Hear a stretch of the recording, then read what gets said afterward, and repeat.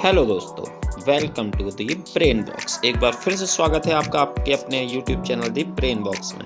दोस्तों, एक बार फिर से हम हाजिर हैं आपके लिए एक और मज़ेदार कहानी लेकर, जो कि है एक प्रेरक कथा। एक लर्निंग हमें इससे सीखने को मिलेगी, तो इस कहानी को पूरा देखें। कहानी का नाम है घमंडी राजा की हार, या घमंडी राजा को मिला सबक।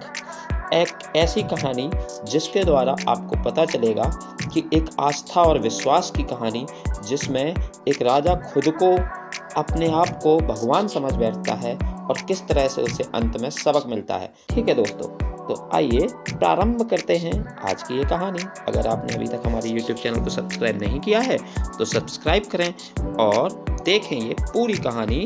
समय पहले की बात है। एक राज्य का राजा था जिसका नाम रघु सिंह था। वह अपनी दानशीलता के लिए प्रसिद्ध था। उसे अपनी दानशीलता का अहंकार हो गया और उसे लगने लगा कि उसके जैसा दान देने वाले इस संसार में कोई नहीं है। उसने अपने आप को भगवान के बराबर मानना शुरू कर दिया।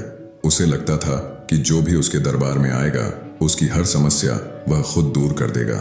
राजा रघु ने अपनी महत्ता दिखाने के लिए राज्य भर में घोषणा करवा दी, जो न दे प्रभु वह देगा तुम्हारा राजा रघु। राजा के इस घमंड भरे रवैये ने राज्य भर में हलचल मचा दी। लोगों ने सोचा कि यदि राजा खुद को भगवान से बड़ा मानते हैं तो कुछ विशेष अवश्य होगा। इसी बीच राज्य के एक कोने में दो फकीर साधु रहते थे। वे भगवान पर पूरा विश्वास रखते थे और ये गाकर भिक्षा मांगते थे, सदा वही पालनहार जो करता सबका उद्धार। जीवन जिसका वश में है वह है प्रभु मेरा सबका आधार, वह है प्रभु मेरा सबका आधार। दोनों फकीर दिन भर शहर की गलियों में घूमते, लेकिन उन्हें कभी भरपेट भोजन नहीं मिलता। जब राजा वाली बात दोनों फकीरों साधुओं को पता चली तो एक साधु ने सोचा, कई वर्षों से प्रभु का नाम लेकर भिक्षा मांग रहा हूं, परंतु जीवन में कुछ विशेष नहीं बदला। क्यों न एक बार राजा रघु सिंह से मांग कर देखूं, शायद मेरी तकदीर बदल जाए। दूसरे साधु ने उसे समझाया, भाई, प्रभु को छोड़कर किसी मनुष्य से मांगना ठीक नहीं, यह घमंड और मोह की परीक्षा है। पर वह साधु नहीं माना।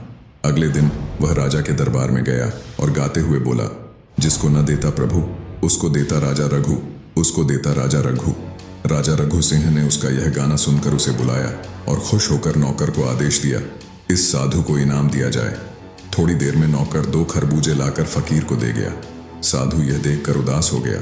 उसने सोचा, इतने बड़े राजा से सिर्फ खरबूजे मिले, उम्मीद थी कि धन संपत्ति मिलेगी। लेकिन शिष्टाचार के नाते उसने कुछ नहीं कहा और राजा को धन्यवाद करते हुए वहां से चला आया।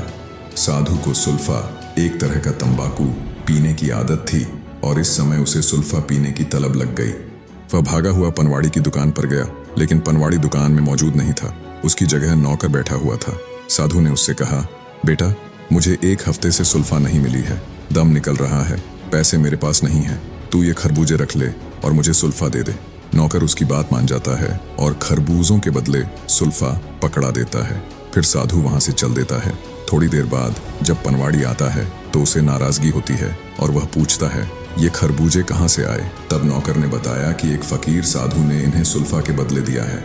यह सुनकर दुकानदार नाराज हो गया और बोला, तुझे सुल्फा बिना पैसे के दे देना चाहिए था, लेकिन फकीर के खरबूजे नहीं लेने चाहिए थे। तभी उसी पनवाड़ी की दुकान पर दूसरा साधु आ जाता है जो भगवान पर पूरा विश्वास रखता है और वह गाकर भिक्षा मांगता है, सदा वही पालनहार जो करता सबका उद्धार। जीवन जिसका वश में है वह है प्रभु मेरा सबका आधार। पनवाड़ी उसकी मीठी बोली सुनकर दोनों खरबूजे उसके हाथ में थमा देता है। फिर फकीर साधु अपनी झोपड़ी में लौट आता है। 1 हफ्ते बाद पहला फकीर फिर से राजा रघु सिंह के दरवाजे पर पहुंचा और वही आवाज लगाई, जिसको न देता प्रभु उसको देता राजा रघु, उसको देता राजा रघु। राजा ने उसकी आवाज पहचान ली। उसे बहुत क्रोध आया। उसने फकीर साधु को बुलाकर खरबूजों के बारे में पूछा। जब फकीर ने अपनी कहानी सुनाई तो राजा की आंखों में आंसू आ गए। उसने कहा, अरे मूर्ख साधु, मैंने जो खरबूजे दिए थे उनमें बहुत सारी सोने की मुद्राएं थीं जो तुमने उस पानवाड़ी को पकड़ाई। पनवाड़ी से बात करने पर पता चलता है कि उसने भी वही खरबूजे उस साधु को दे दिए थे जो भगवान में अटूट विश्वास रखता था। राजा का जो घमंड था वह अब टूट चुका था। अब वह समझ चुका था कि असली दाता तो ईश्वर ही है। जिसने ईश्वर से मांगा वह अमीर हो गया और जो मुझसे मांगता रहा वह आज भी गरीब है। निष्कर्ष, मनुष्य चाहे कितना भी बड़ा हो जाए, असली दाता ईश्वर ही है। जो व्यक्ति प्रभु पर भरोसा करता है उसे कभी किसी अन्य से मांगने की आवश्यकता नहीं होती। यह कथा घमंड के नुकसान और ईश्वर पर सच्चे विश्वास की शिक्षा देती है।